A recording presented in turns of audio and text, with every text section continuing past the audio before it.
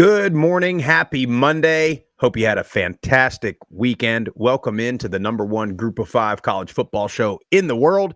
This is the Group of Five guys, and our mission is to be the voice for the Group of Five football programs, the voice that the mainstream sports media absolutely refuses to be. We need everybody's help to do that. Need you to hit the follow button on all the social platforms at Group of Five guys. Go to YouTube, Apple Podcasts, Spotify, wherever you get your best podcasts. Subscribe to the channel, leave a 5-star rating and a review. Most importantly, tell your family and friends all about the show. On this episode, we recap maybe the best weekend for Group of Five football that we've had in a very long time. And the worst part about it is, could have been a whole lot better, and we will get into those games as well. Hope you enjoy the show.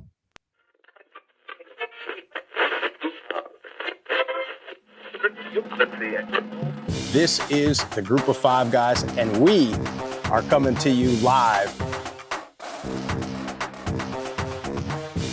They got Old Dominion week 3, and ODU is by no means a layup. Group of Five guys told me that, so that has to be true. We looked at each other, we was like, Mike, the best place to be is a Group of Five. So I'm sitting here with the Group of Five guys, right?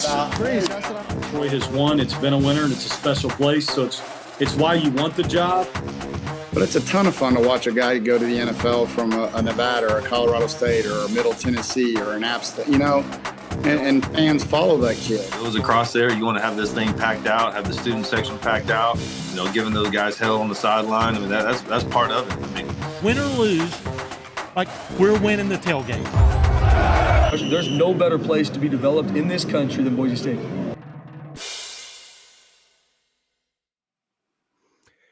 Jeff, I've been so animated, anxious, fired up. The heartbeat is up.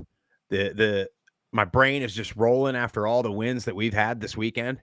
I can't stop thinking about all the losses we had this weekend, but I haven't slept. So thank the good Lord for our friends at Deca Gray Coffee, Jeff, because I have got I don't know if I'm pronouncing it right, the Nebula. Is that correct? There you got the it. Nebula roast this morning.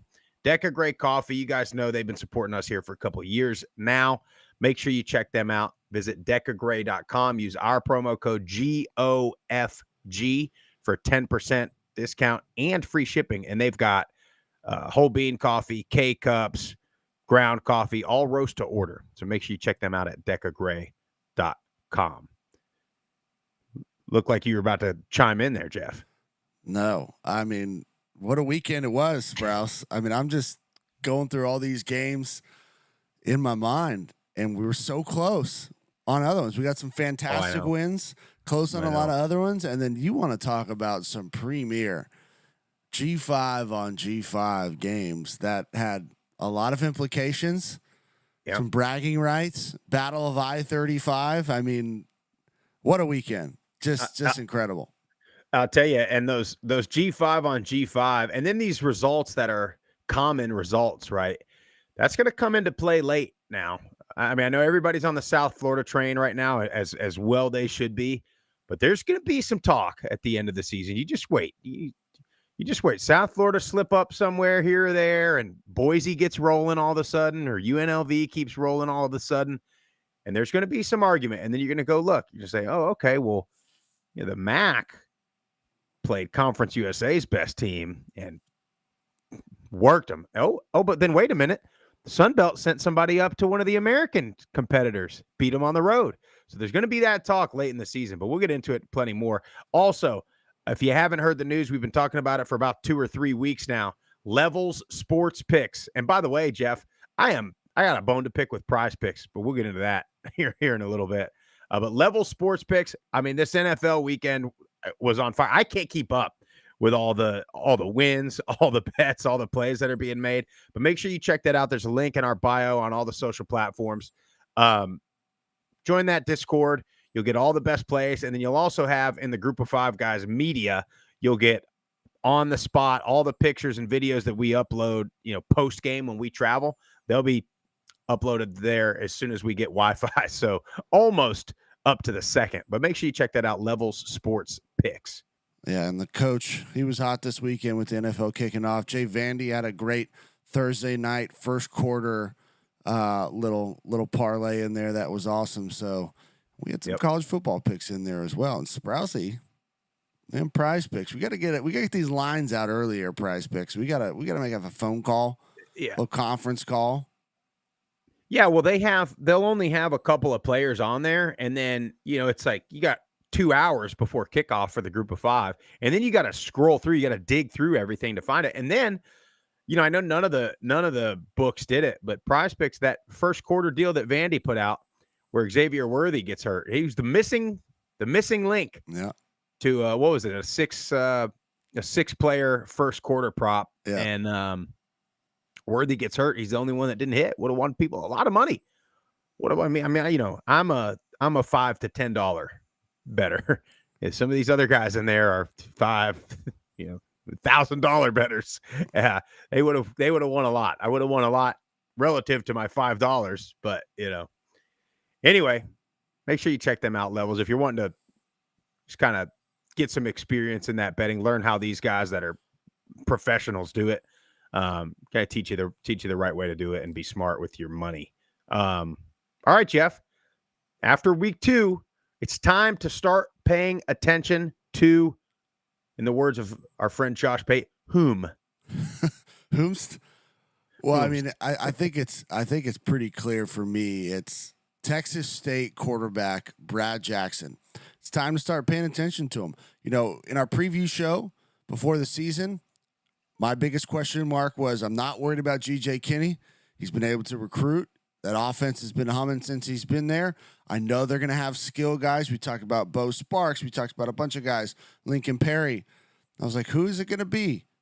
Brad Jackson was one of them. And, man, he has played lights out through 2 games, 500 yards passing, 5 touchdowns, almost another 100 yards on the ground, and 2 rushing touchdowns.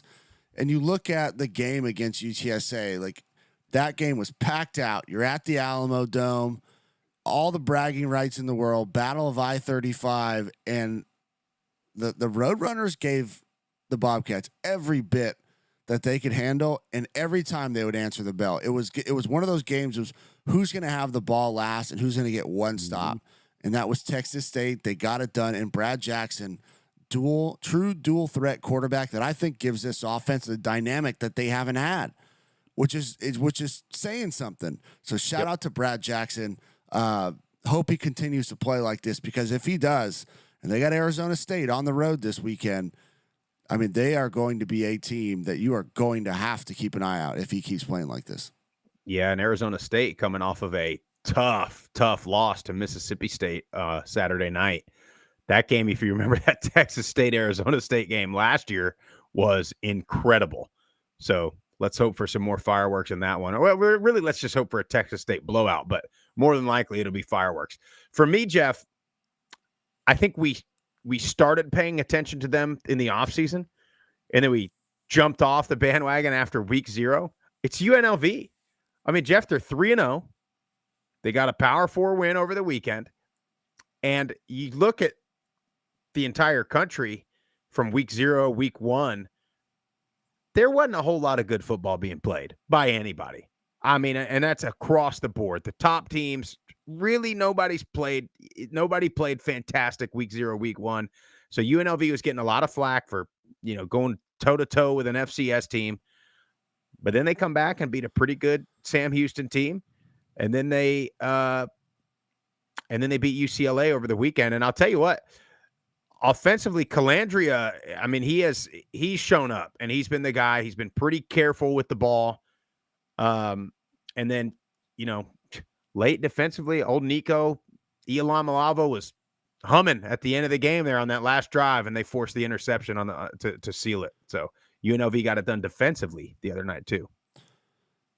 Was watching most of that game as it got kind of later on. I be honest, I was pretty tired, turned it off, but what I saw of Calandria, and now that we have a 3-week sample size, I mean, he has been dynamic, both throwing the ball and running the ball, protected it very well, like you've stated.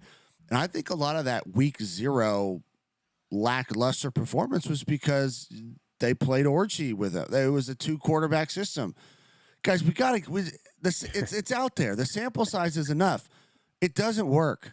as a former quarterback, like you cannot get into the rhythm of a game when you are in one drive, out the next, or when you're in 2 plays, then you're out for 3 plays, then you're back in for a play on 3rd down. Like it just doesn't work. There's a lot of positions you can rotate. There's a reason why the greats don't rotate, and there's one. Just stick with one. I'd rather you just stick with one and go with it. And I'm glad that Calandry has won that job because he has played dynamic. I'll tell you a place that should start rotating quarterbacks, Jeff. The Miami Dolphins. I mean, oh my God, we had a bye game up there for the Colts. Jeez. I've never seen an NFL team lose so badly. I mean, anyway. Meanwhile, my Raiders are going to the Super Bowl, Sprouse. 1-0, baby. Genty got in the end zone. How about Harold Fannin had a record-setting day at tight end? I mean, there was a lot of draft experts saying these both would be busts. Malcolm Kuntz with a big strip sack down the stretch for the Raiders. Awesome. Yep, interesting. All right, Jeff. Well, this could be a long show if we don't be careful. We got some stuff to celebrate. No doubt. We got 4 big Power 4 wins. One in particular set the world on fire. The South Florida Bulls go over to Gainesville, and they get it done 18-16. Look, man, these guys, that defense at South Florida, I mean, they are flying around. They are fast. And I'll give credit. You know, I didn't see it until post-game, but old Nick Saban on game day was saying, you better be careful. I know all about this South Florida team. But, man, they got it done. And how about Nico Grammatica, huh? He almost splashed a 58-yarder. So close. He missed that, and then he got his redemption. And if you know, his dad, of course, kicked for the Bucks, too. So in Tampa also, Martin Grammatica. You got to be careful you don't jump up too high and tear your knee up for celebrating. But Nico did not. The South Florida Bulls, we said preseason, you got to win one. You win any one of these 3 games. Well, now you're sitting there at 2-0, and you've got a monster showdown with the Hurricanes down in Miami on Saturday. I mean, incredible performance. Alex Golish gets a lot of this credit, called a very good game, and had his players ready to rock and roll in a hostile environment where, quite frankly, nobody thought they really had a chance. And I think that included Florida, and it snuck up and bit them. So, you know, Byron Brown, statistically, like not a fantastic game. Man, when you watch it, made a ton of plays when they needed it most, especially in those last couple drives down the stretch, making plays with his feet. And yeah, I mean, the defense was the story of the game. I mean, just an incredible performance, holding them to 16 points with a guy like Lagway on the other side. I mean, credit to Bulls, man. They're for real. They're 2-0, have a chance to be 3-0 to start the season. I don't think very many people would have thought that, except the guys in that locker room. Yeah, and Jeff, I'll tell you, I kept thinking there was a very specific play. So when Florida had the bad snap on the punt, the punter fumbled the snap, and South Florida didn't get on it for a touchdown. It's weird. Weirdly, that play, I was like, oh no. My mind goes, that play is going to come back. They didn't get 6 there. It's going to come back to hurt them. And then I thought, and it started to look like that was going to be the case. And, and then after that, Florida had a couple of nice drives, had a couple penalties get called back, but the defense bowed up at the end. And then to go down there and get a game-winning drive, and look, I know you were helped by quite possibly the dumbest penalty in the history of college football.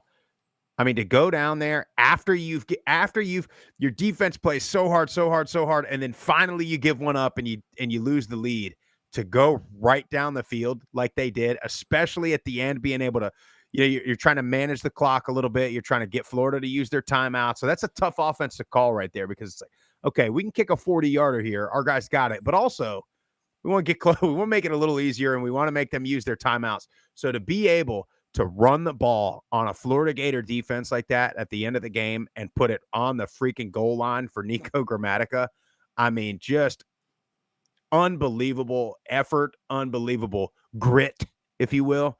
But yeah, what an idiot, that defensive lineman, huh? I mean, I'll tell you, if they were smart, they'd play offensive line. We know that. No doubt. Well, here's my question, and there's really not an answer for it, but I have a theory. I think that if you don't get the Eagles player spitting on Dak Prescott on Thursday night, I think something in the subconscious was like, you know what, I saw this guy do it, but didn't think like, oh yeah, we got thrown out of the game doing it. Like the odds of that happening in 2 games and basically early on in the season, opening weekend in NFL, college, I don't know. It's too coincidental for me. But man, shout out to Golish down the stretch, like not overthinking it and just going, Byron Brown, you're going to win us this game. You're physical, you're big, they can't tackle you. It was QB run, QB run, QB run. Get it down there and kick a field goal to win. Yeah. Yeah. Unbelievable. And I do want to say one other thing because he's a former Group of 5 guy, but for all the Florida fans, right? Like, I get it. You got expectations. But for one, let's stop acting like you just got beat by a bad team. You got beat by a really good team. And we've seen that. So this makes me go back and think, well, you know what? Maybe Boise State is still pretty damn good. You know what I mean? Now, I still don't agree with their play calling in that week 1 game, but now we'll see what South Florida does against Miami. Because if you're Florida, right, you go win, like, you're still in it too. And, maybe you just got beat by a better team. And also, like, I don't care who your coach is. Like, you don't need to have good coaching to know to not spit on somebody. You know what I'm saying? Like, that's just so mentally, it's so stupid. So stupid. I hope he was cut. But, he probably wasn't. He's probably going to get suspended. But you want to fire the coach, but nobody's talking about that guy? Yeah, really. Are you kidding me? Anyway, we got to move on. Yep. The other one we got a little later in the evening, Army at Kansas State on the road. Army gets it done. Jeff, they made a quarterback change. Chase Helms, 39 carries from the quarterback spot, 128 yards, 2 touchdowns, and another touchdown through the air for Army. But, we expected them to play a lot better this week. We did. And Kale Helms, shout out to him. He played at the end of that Tarleton State game and made some really good plays with his legs, especially when they needed to kind of throw the ball. It wasn't there. He pulled it down and ran. So for him to get the start and have a performance like this was great to see. And they kind of got back to Army football. And that was, we're going to pound it. Only threw it, I think, 11 times in this game. He did have a touchdown pass, did not have an interception. And that's the thing with Army is, like, you can't turn it over because when you don't, it limits the possession of the other team. Like, it plays into the strategy of time of possession, winning turnover battle. When you don't give them the extra ones, they have to score in the limited possessions they have during that game. So shout out to Helm, played a great game, and you got to roll with the kid going forward. I don't know if Coleman wasn't ready to go, or if Monken was just like, I like what I saw at the end of the game, and we're going to roll with it. Yeah, and can I say something too? I've always enjoyed listening to his calls, but Louis Riddick is awesome. He's great on the calls, man, and he's great even for even doing an Army game where you might not have as many NFL. That's where Riddick is really good. He's a talent evaluator type of guy, but just his appreciation for good football across the board, I appreciate watching it. There's no bias, there's no motive, there's no nothing. He just calls it like he sees it.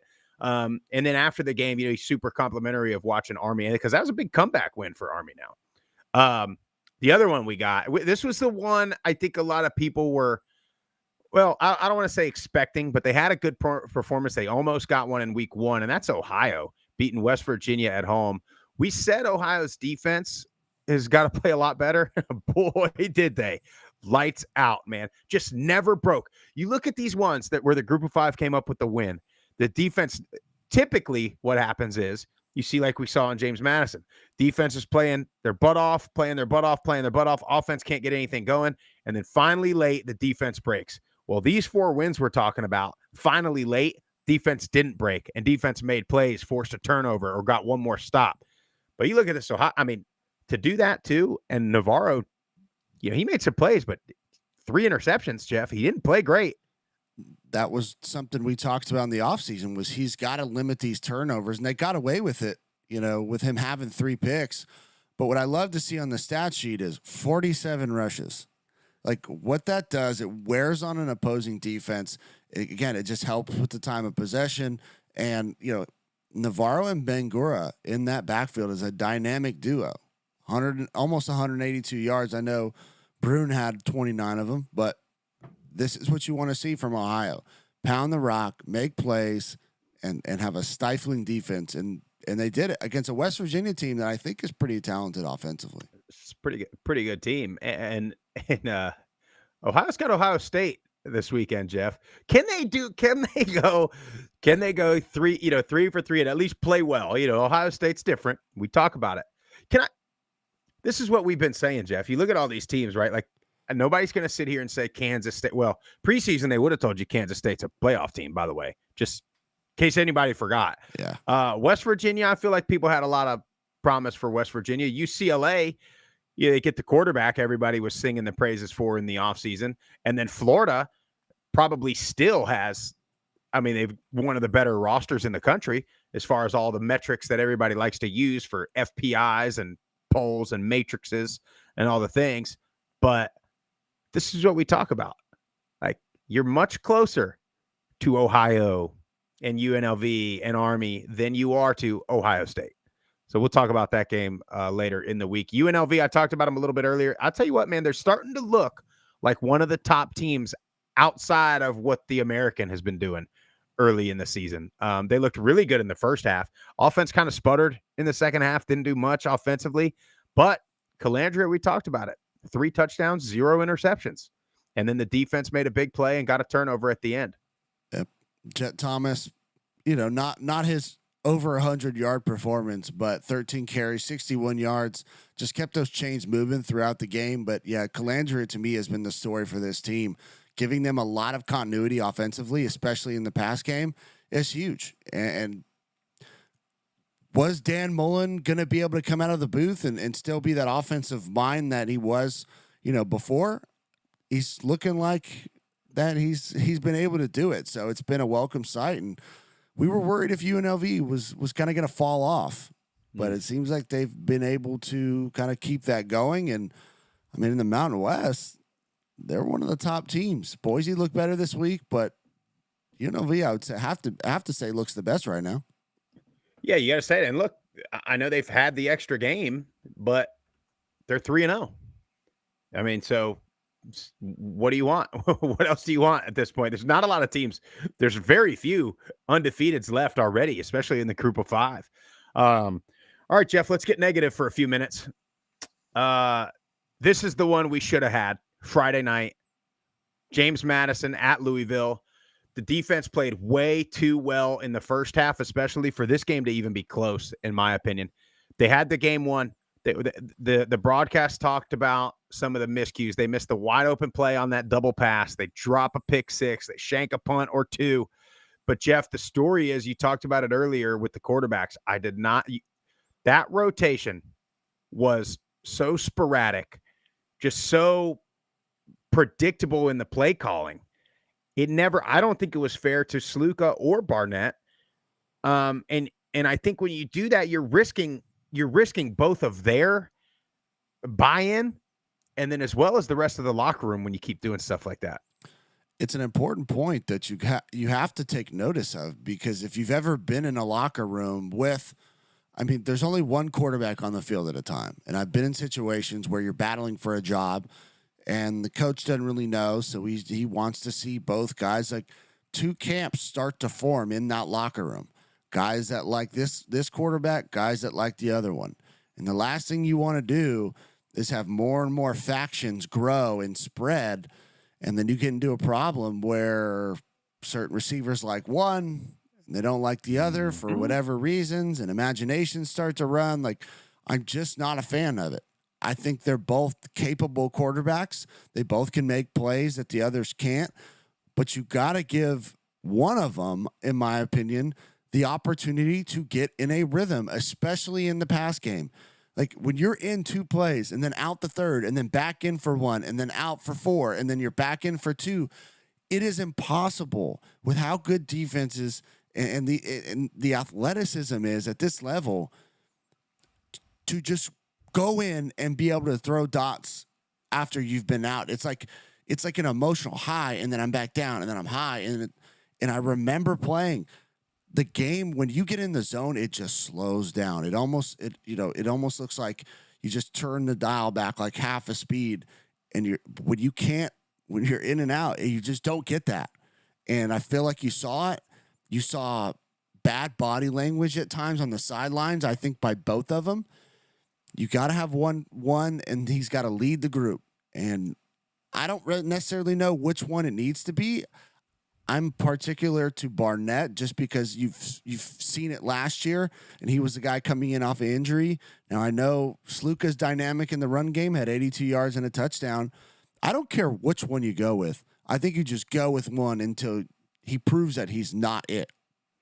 Yeah, I think there's a couple things. One, to touch on the locker room side of it, you got to think, right? Like,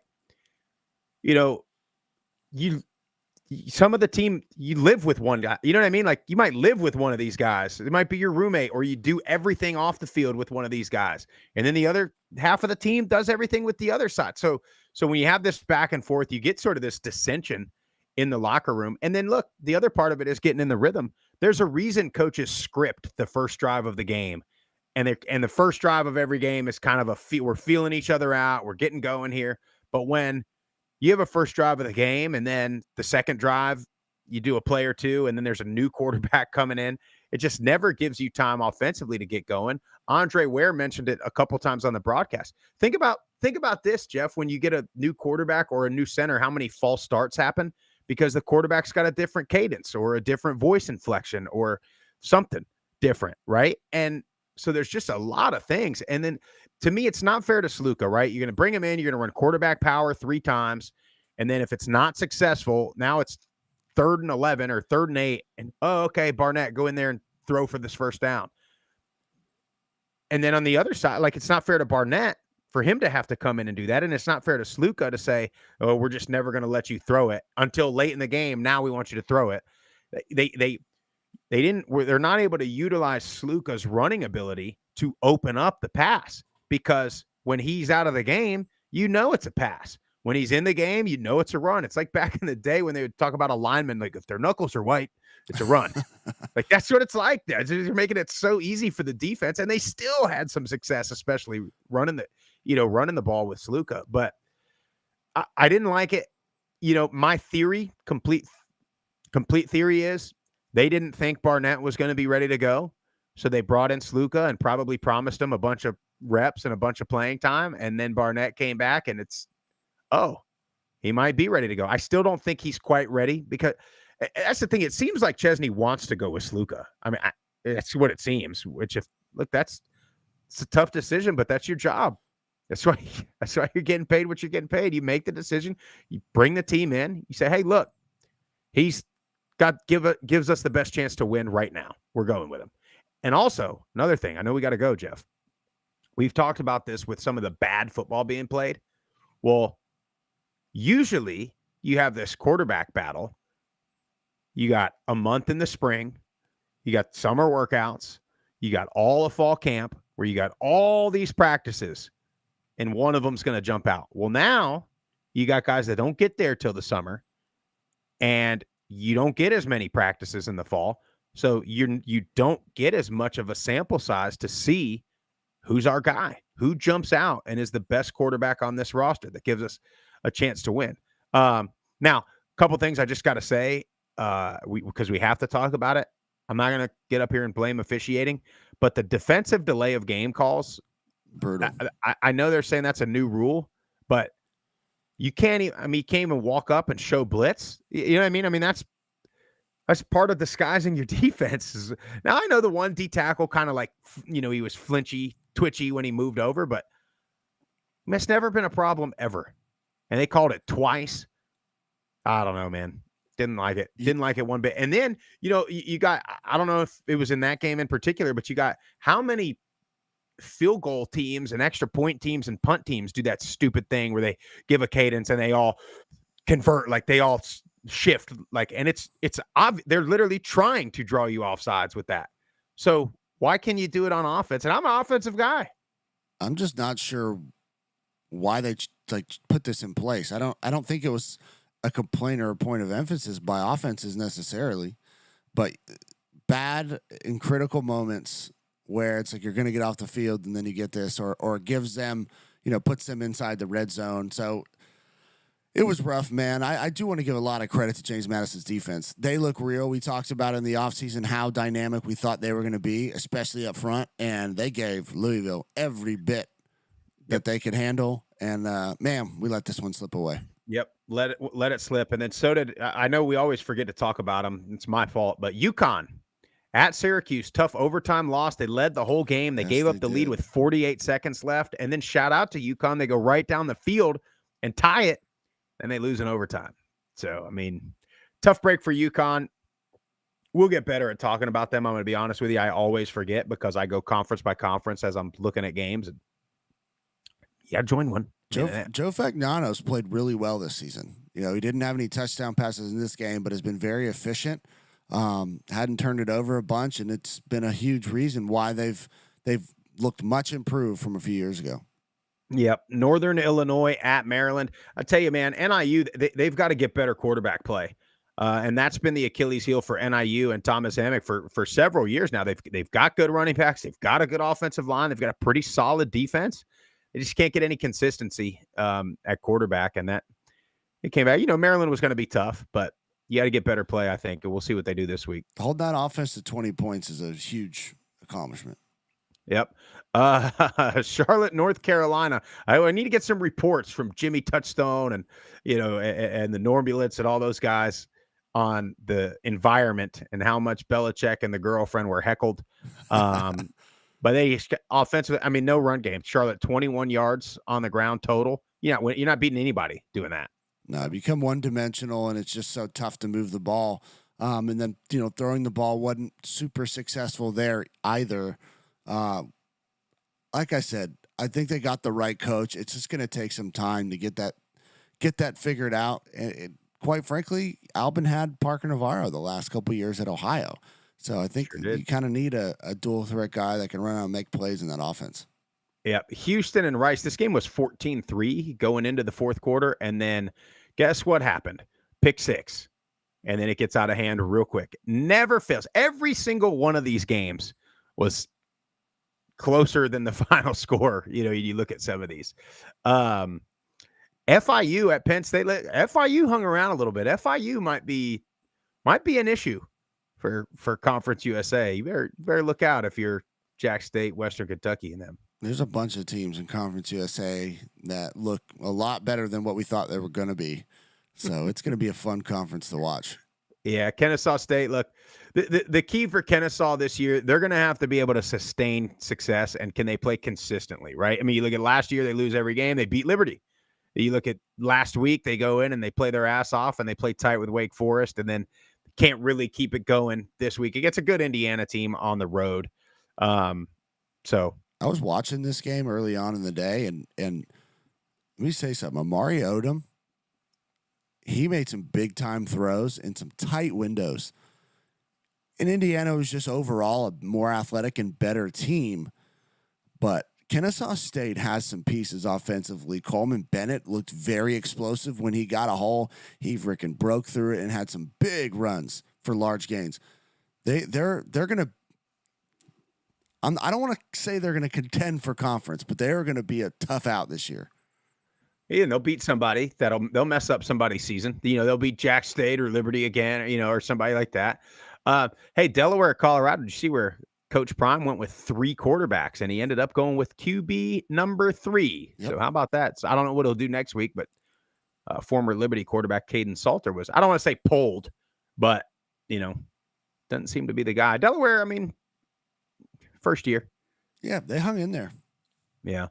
Middle showed some effort, Jeff, and they had a chance early. They were in it early, made some plays early. Late, just started getting worn down. Oh man, this is what I'll say. I wanted to see improvement, and I saw it. You saw it effort-wise. You saw it schematically, offensively. The defensive line played very well, being, had a couple guys banged up a week ago. So shorter rotation. Devontae Smith, he's real. Defensive tackle. We got to go faster on offense. Like, you saw tempo, but it was still slow. I think we got to get up, get lined up, and go with it, because it clears it up for Nick. He looked a lot better in this game. You took a bunch of shots with Najee Cox. I mean, he's made some contested big-time catches in big moments, and you just got to keep doing that.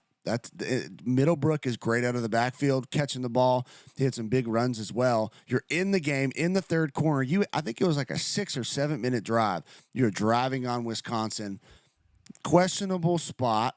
They review it, overturn the first down, and then you try and go tight and run it right up the middle. You're not going to out physical Wisconsin's front. Don't like that play call. You get stuffed, and then at that moment, the momentum shifted. We were only down by 4. Could have kicked a field goal, got it to 1. Decide not to. Go for it, don't get it. And at that point, Wisconsin, I think it just broke the Blue Raiders' will a little bit, but much improved from a week ago. So I have hope and promise, even more than I did before. Really? La Tech held real tight with LSU. They just couldn't do anything offensively, and then 12 penalties for La Tech. I didn't get to watch all of that game, so who knows what those 12 penalties were and whether they were accurate or not, but not going to win many games with 12 penalties, especially on the road. Kent State at Texas Tech.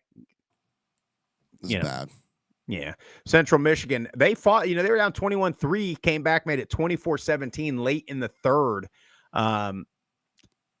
They're playing hard, man. They're playing really hard. Linebacker Jordan Kwiatkowski, I believe is his name, had a big Remember pick. I talked about all those Midwestern names? I know it. Yeah. Had a big pick.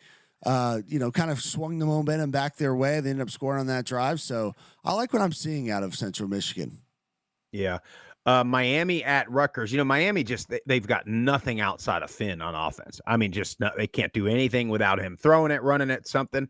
And then on the other side of the ball, their defense, they held okay, but Rutgers quarterback, Ethan Kaliakmanis, 259 yards, 4 touchdowns for him. So I think they'll be good when they get into conference. They've just haven't been able to do it against some bigger opponents.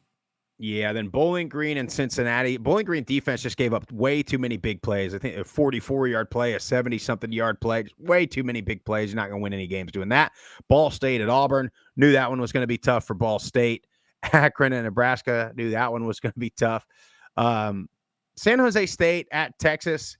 They moved the ball a little bit, but 4 turnovers. And then their defense, you allowed 500 yards of offense for Texas. I mean, I know it's Texas, but now everybody's going to be back on the Arch Manning train. Oh, you're already hearing it and seeing it. Isn't that something? Yeah. Utah State at Texas A&M, same thing. They gave up 554 yards of offense to A&M.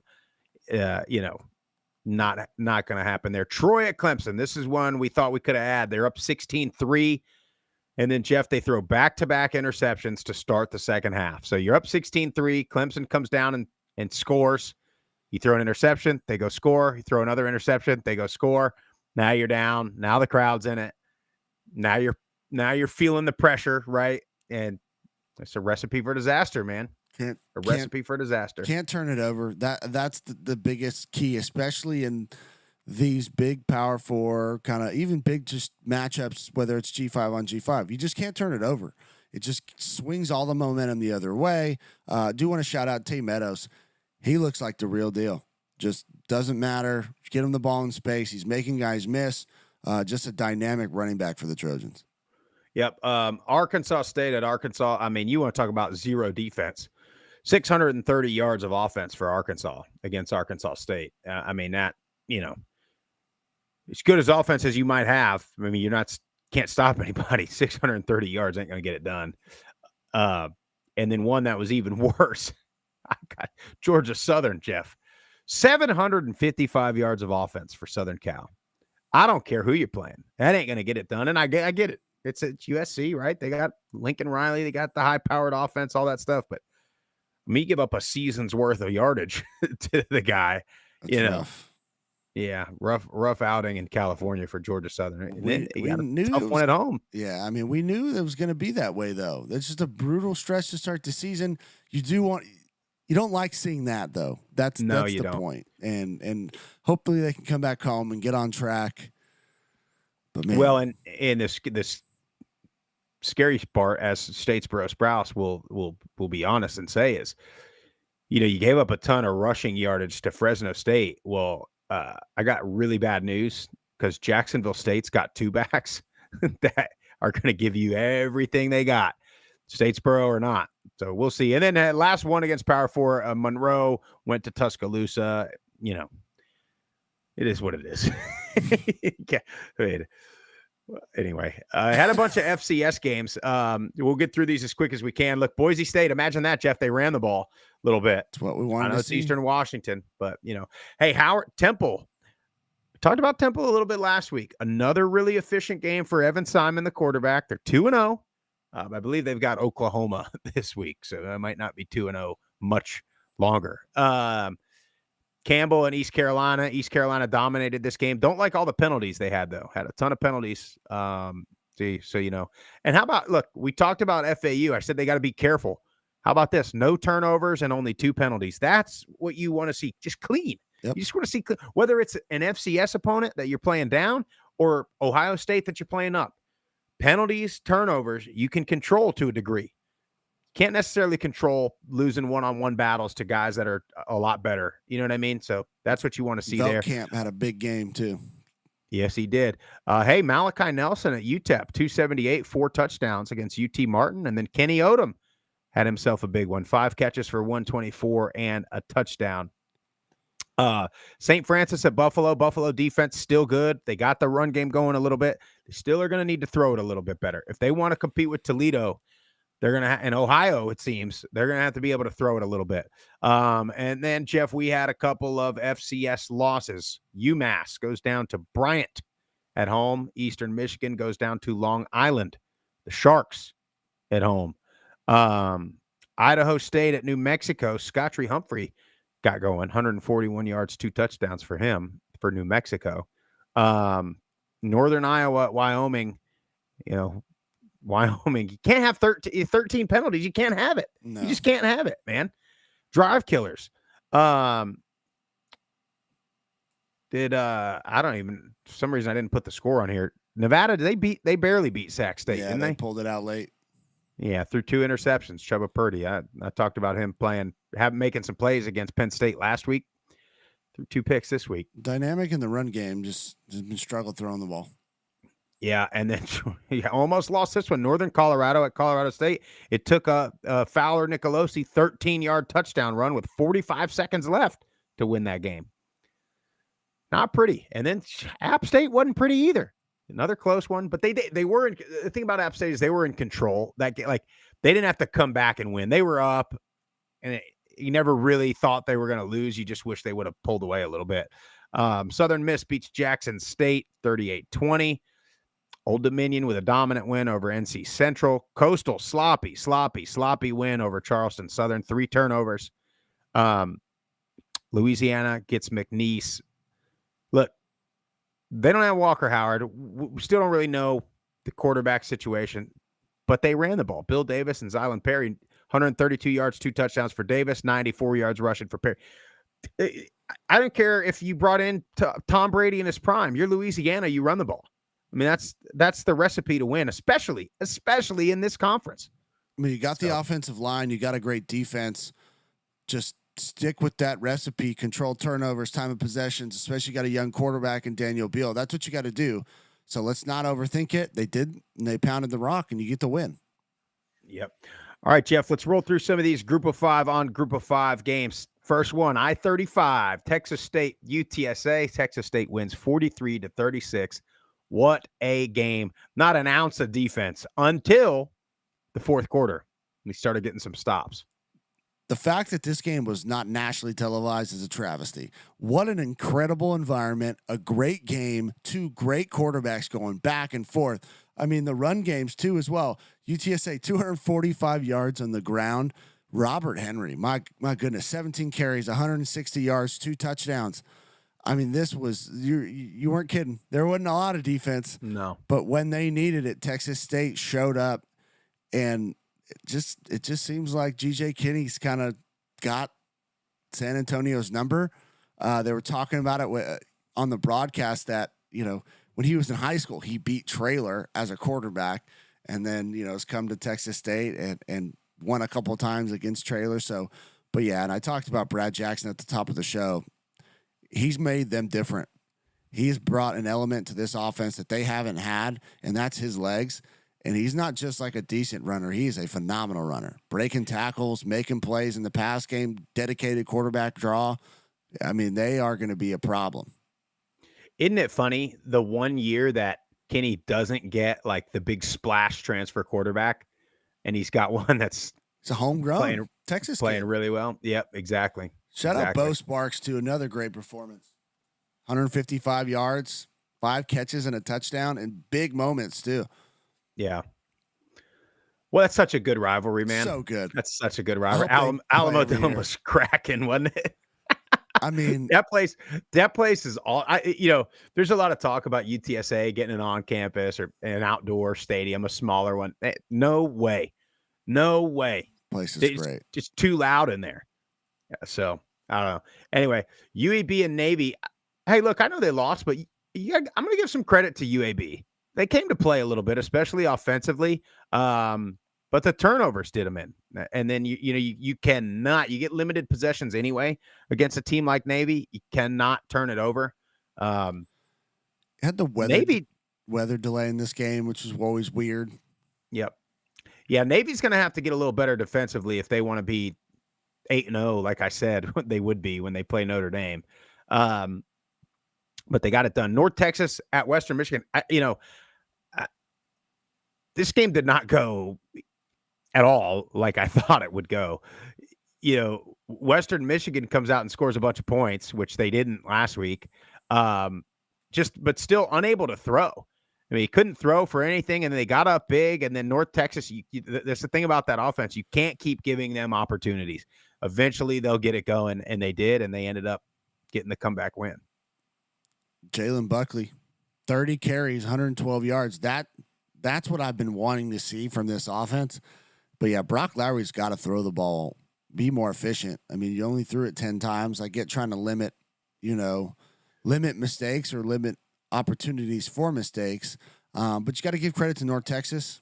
They were able to pull out the win in overtime.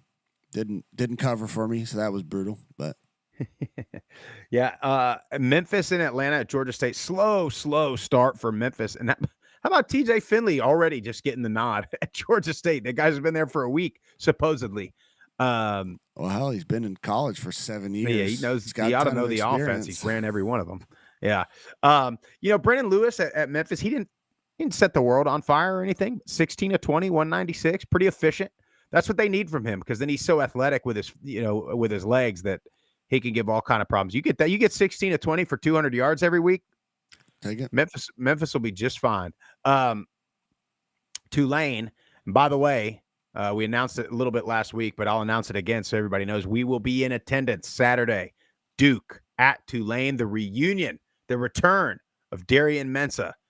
I got a feeling, you remember those 2 hit pieces that came out on Tulane last week, Jeff? Sure do. I got a feeling our friend over at the agency had those articles written just in time to make his guy and his agency look like, oh my God, they changed his life. Oh, they, and kind of make Tulane look bad at the same time with another arm. I don't know, man. My spidey senses are up. But we said Tulane better be freaking careful against South Alabama. And boy, they spot them 14 points. And then you're down 14-0 if you're Tulane. And then you start playing like the Tulane we know, and you get up, 31 or 30-14. And you're like, okay, they spot them 14, but this 30-0 run, this is the Tulane we expected to see. And then I think they relaxed a little bit. I think that's what happened. I think they maybe were looking forward a little bit. And then they're like, all right, let's settle in and let's get this game done. And they thought and then they relaxed again. And they're a 2-point conversion away from going to overtime with South Alabama. And I don't think you wanted any of that. But, look, South Alabama, we talked about Kentrell Bullock, but Bishop Davenport played really well. He played a good game. South Alabama is going to be, you look at, with Louisiana having their quarterback issues and those things, you look at Texas State, you look at South Alabama in the West. This is going to be fun. Once again, that conference. Yeah, Davenport and Bullock in the backfield is a dynamic duo with their legs. And then Davenport's thrown the ball very, very well. But love to see Tulane be able to run the ball, 241 yards. Brett Slaff was efficient, didn't turn it over. That's what you got to have.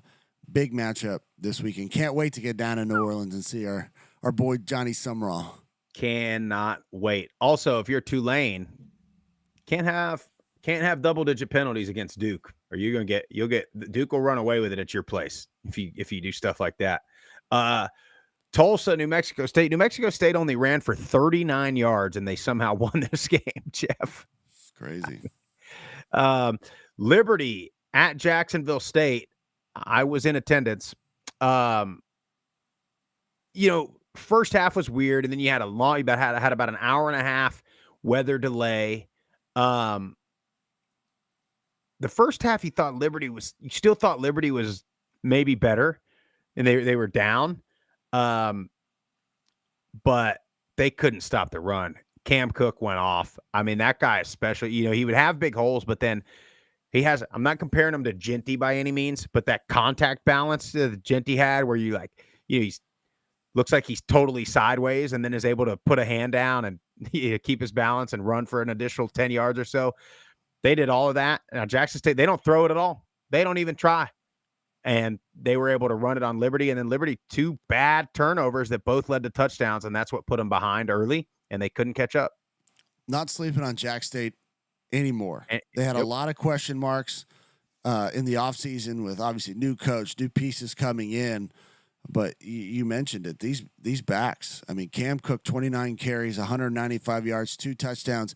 Gavin Wimsatt was the second leading rusher in the game. That dynamic of them be able to do zone read and then run Wimsatt on boots. The couple throws he had, a lot of them were rolling out that over route across the middle, which is hard to stop because when you show this, you got a 200-yard rushing back.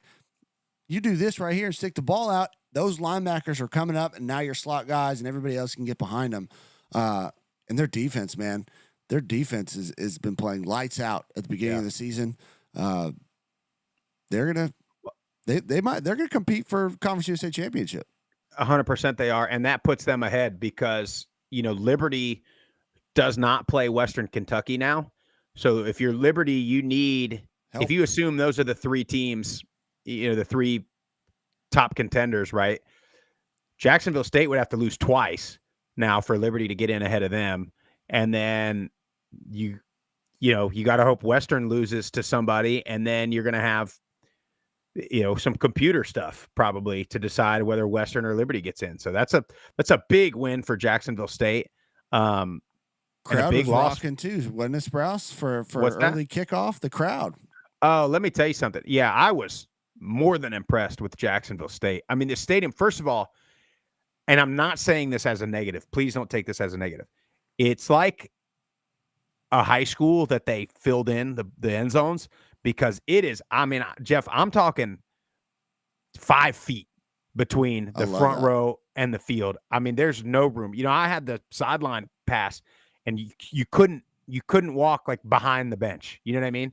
Like you had to, if you tried to get to the other end zone, you had to excuse me, you're patting Chadwell on the back trying to walk behind the Liberty sideline if you wanted to. So, but yeah, I mean, there wasn't a section that was empty. Student section rocking, and then even after the rain delay, most of them came back, or lightning delay, I should say, about an hour lightning delay. So entire home side full, student section full, away side, behind the Liberty bench was full. Really good environment. They got a DJ going. I'm going to tell you, you know what? Thanks for bringing this to my attention, Jeff. The collaboration between the DJ and the band and the PA guy was in perfect sync. You know what I mean? You never thought, oh, too much DJ, too much hip hop. And you never thought, God, the band is just playing the same song over and over again. You thought, what a combination. And that is what makes a great college football environment. And that place, look, it's perfect. Small, compact. You can't even see the stadium. You're at the tailgate. You're like, where's the stadium at? And you're literally like in the parking lot. They got dorms built in to the side, to the side of the building, because from what I understand, the state of Alabama wouldn't allow them to expand, like wouldn't fund just the stadium. So they're like, all right, we'll build some dorms and then put a press box on top of it. It was from what I gathered. Anyway, yeah, Jack State, look out. Missouri State at Marshall, Jeff. Missouri State, what do we say in the preseason? So I don't really know a whole lot about these guys, but what we do know is they've got a good quarterback. Jacob Clark, 359, 3 touchdowns, and another 30 yards rushing. That's the one thing that we kind of expected from Missouri State was that they had good quarterback play. And Marshall, I mean, maybe they are going to struggle like some people thought with just losing everybody that they lost. It's just a lot to replace, but you want to give a lot of credit to Missouri State. Ramon Green, 4 catches, 123 yards and a touchdown. They threw it all over the yard. And Shamari Lawrence, former FIU running back, had a good performance as well in the backfield. So, I mean, 21-20 win. Doesn't care how it looks or what it is. You got the W. So good for Missouri State. Yep. I'm going to run through 3 of them, and then we'll talk Western and Toledo real fast. Sam Houston at Hawaii. No Hunter Watson. No Alejado for Hawaii. But Luke Weaver for Hawaii, Jeff. 27 completions, 294, 3 touchdowns. Ashlock, 125 yards, 2 touchdowns. In Hawaii, I mean. Run and shoot, baby. It looked good. And Sam Houston, I don't know what's going on. I don't know if the Hunter Watson move was – there's just no telling. I mean, I don't know that he was hurt. I don't know if anybody – not to my knowledge. That, but no, I'm speculating. I'm not saying this is the case here. But what you're going to see is guys that are maybe unhappy in an offense or in a situation. Now's about the time. Yep.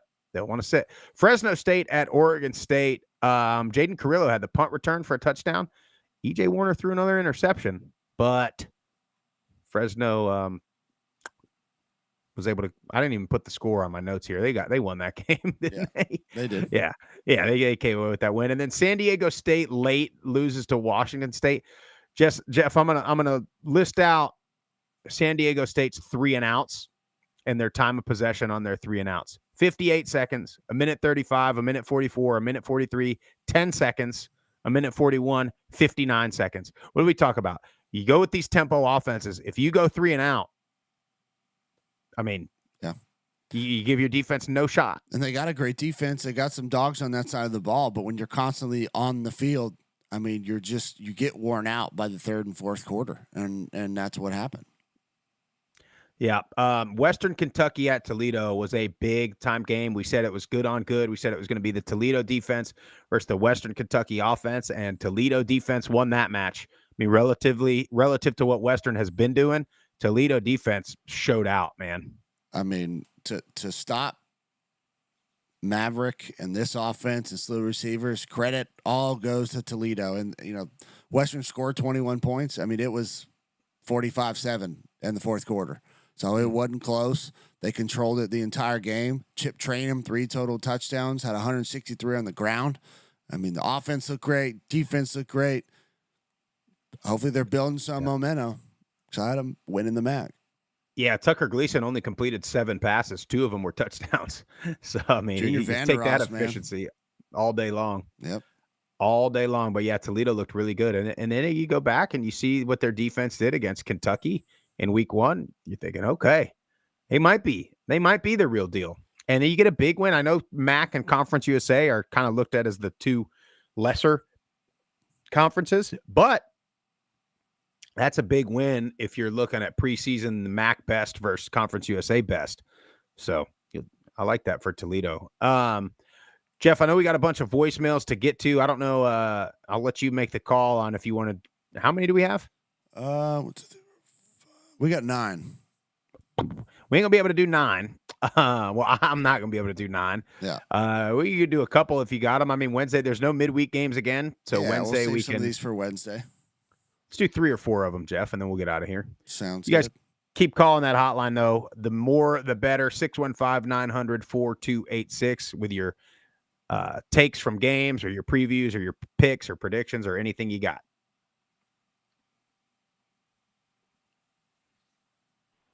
Group of 5 guys. Chuck T here. Don't have a whole lot of time, so just quickly give you my thoughts on JMU. Defense came to play. Defense kept them in the game. They played great. Louisville some people tout as, top rushing attack or one of the best in the ACC at home, and really stood them up and just played a phenomenal job. JMU statistically, crushed them on time of possession, first downs. I think that both teams pretty much equaled in total yards, but two big plays, and then offense. It's two quarterback system. You got to pick one and roll and move forward. I think they're packages for Sluka. I think he's too good of an athlete not to involve him things, but he shouldn't be, part of the QB rotation. I don't think. I'm really hoping moving forward that we just settle on one and have some specific packages. But I think the offense sputtered out at times. I think coaching largely lost this game. I think Chesney even said that. I think he, took a lot of the blame, which I think he should. But anyway, they look good. I think they're going to be good. And, they stood up Louisville, for the better part of the game and even led and should have won the game. I don't think Louisville won the game at all. I think JMU lost this one. But anyway, we move forward. Got to clean some things up and got a little break, and then we'll come back to the Battle of the Blue Ridge. But anyway, they look good. Still got good faith in the team. Just got to figure out what we're going to do on offense. All right, y'all have a good one. Take care. Go Group of Five guys. Go Dukes. Peace. Appreciate you, Chuck. Yeah, spot on. Yep. Everything there. Yeah, he covered it. Let's hit the next one. What is up, Group of Five guys, gentlemen? Hope you're all doing well. It is your friendly JMU fan, Grant Horan, calling here, and I know it's been a while since I've called in the show. Hope you guys don't mind hearing my voice again. Here's the thing. Kind of shame to lose that game to Louisville. I had plenty of opportunities to win that game, turn the momentum. Kind of sucks where, fourth quarter, 3-4 minutes left, and you have that explosive play that puts it sort of out of reach, and it kind of totally shifts the scoreline to make it show a totally different thing than what that game was. What's interesting is in the first half, doing this 2 QB system, it's maybe Chesney's this madman that's got some crazy science behind all this and it's working, but in the second half, clearly it wasn't working. You got to just stick with one QB here. I don't mind having a wildcat package for Sluka. He's clearly going to put his head down, run. Great. Love that. But yeah, the 2 QB systems got to go. We got to just take on one person because that's not going to work against Liberty. Now, my only upside to all this is Louisville's again going to be a top 25 team after this week, which is great, or at least they should be. And if this is how we played against them for at least 3.5 quarters, great. I have a lot of upside for this team. But if Louisville doesn't do what people are saying they're going to do, then big concerns, and I'm kind of worried about another, I don't say mediocre JMU season, just not one that we get everything we want out of. Anyway, that's my 2 cents. Appreciate all that you do, and go Dukes. Good to hear from you, Grant. Appreciate you calling in. Yeah, and I'm. It's like they, because Barnett can run it if he's healthy, so it's like they were trying to run the same offense as if it was Barnett the whole time. You know what I mean? Because if Barnett's in there the whole time and that's the play calling, then I think it's open more. Everything's open more. Now, Sluka's a much better. Sluka, sometimes it's weird watching him because he's just moving forward all the time. It's why are they not bringing him? It looks like a video game sometimes. He's not outrunning everybody. He's not juking anybody. He's just somehow. He just bounces around and finds these little creases and hits them. He's running backwards sometimes. You're how can they not tackle this kid? But either they just don't think Barnett can run it at all yet, and they don't have any confidence in Sluka's arm. But I think you got to adjust your offense and not just do what you've been doing there. Yeah, I agree. Appreciate the JMU guys calling in. Let's get at least one more in, if not 2. Yo, it's Sidelines Army. Look, it's late Sunday night. I don't know if you're going to get this on the Monday show, but I had to call in, and I had to talk about Army's complete dismantling of Kansas State, 40 minutes time of possession, and your boy called it 24-21. I couldn't be prouder of my Black Knights. Starting quarterback is down. Starting nose tackle is down. We lose our top 2 running backs mid-game, and we still deliver. The O-line was running on all cylinders. It was like it was 2024 and the Joe Moore Award was just waiting for us. I couldn't be prouder of my Black Knights. going into Manhattan and beating Kansas State, silencing that stadium. It felt so good. And while I'm on the topic, let's talk about the American Conference. Let's talk about, without question, the strongest G5 conference in the nation right now. You look at what we are doing to P4 teams, to teams like Boise State. What a time to be alive. And to all the haters and all the people who said that Army was going to be a middle-of-the-pack team this year, take a look at what we got. Take a look. Everyone expected us to be 1-1 going into this week, which is a bye week for us. Everyone expected us to be 1-1. Nobody expected us to get that loss against Tarleton and then go to Kansas State and give it to them. We got American Conference play starting in 2 weeks against North Texas, and baby, we are back. I don't know if Cale Helms is going to be our QB1. My suspicion is he is going to. I think Coach Jeff Monken stood on that sideline, looked across the field, and saw what could be Bryson Daly 2.0, running that offense, putting his body on the line, and absolutely delivering a win behind an absolute house, a brick house of an offensive line. What a time to be alive. Go Army, beat Navy. Great call. Fantastic. Yeah, he's right. Everybody did expect him to be 1-1. Just didn't think it was going to go like that. The funny thing about he brought up the American. Here's what I'll say. You see, somebody on Twitter said, "Oh, it's South Florida. They've already sealed the, CFP." Yeah, I mean, if they win and they win the conference. Yeah, exactly. But I think what they've done is them beating Florida and beating Boise has opened the door for, let's just say now, because who does South Florida not play in the American? Tulane, right? Yeah. Or UTSA or somebody? Hold on. Sorry. I should have. Football skip. There it is. I don't believe that they play Tulane, Jeff. All right. They do play UTSA. They do play Memphis. Yeah, they don't play Tulane. So they don't play Tulane. So let's just play hypothetical here.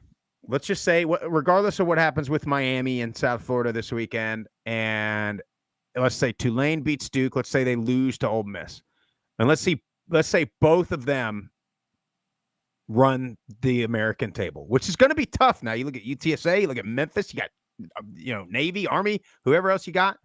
But let's just say, I think you've opened the door by beating Florida for not winning the conference and still having a shot at it. Because if you're South Florida, okay, and God forbid if you beat Miami, you're getting two group of five, and don't win the conference, you're getting two group of five teams at the playoffs, no question. Because Florida's going to go beat. You just watch. Florida's going to go beat LSU this weekend. You just watch. They'll probably beat Florida State. You know what I mean? They'll be fine. They got a good team. They're just going to, and so that's what I think you've opened the door for. And you've also opened the door back up for a Boise State to come in as a, you look at the Big 12, Arizona State just lost to maybe the worst team in the SEC, right? Kansas State lost to Army. Who's your Big 12 guy, team right now? So if Boise's only loss, now they still got to play Notre Dame, but if their only loss is to a South Florida team that went on the road in the SEC, on the road in the ACC, and won the American, that means you've beaten Memphis, you've beaten Tulane, you've beaten UTSA. I mean, talk about a resume.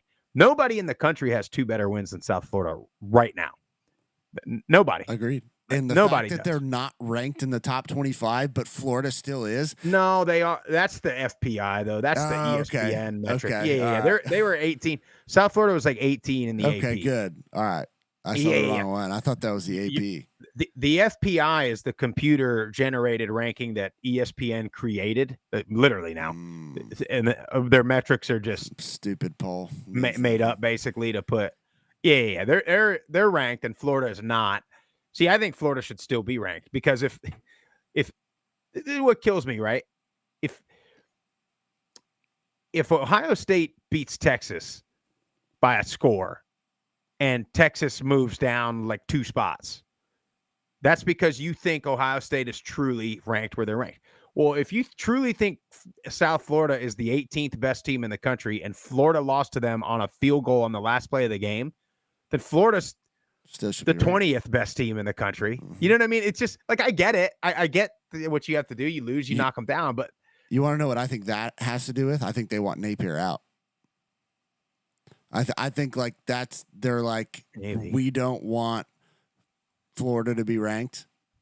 And this is just another thing you can stack on bring back Napier. Dan Mullen? I don't know. But I mean, the fact that the AD had to come out and say, we stand behind Billy Napier for the 2025 season shows you everything that's wrong with fan bases in college football. 100%. I'll tell you what else is, and this will be the last thing. Let's save the other Yeah, voicemails. we'll save the voicemails for Wednesday. Okay, go. Immediately after that game, did you see the ESPN, the front page of the ESPN website was not, it didn't say a word about South Florida. It had a picture of Nico Grammatica, and it said, what did it say? Unexpected SEC results or something was the headline. What? What does that mean? What? SEC? What? It's like, are we really is the worldwide leader really using ChatGPT to come up with headlines and write articles? Well, they fired so many people, Sprouse. They probably don't have actual writers in the building.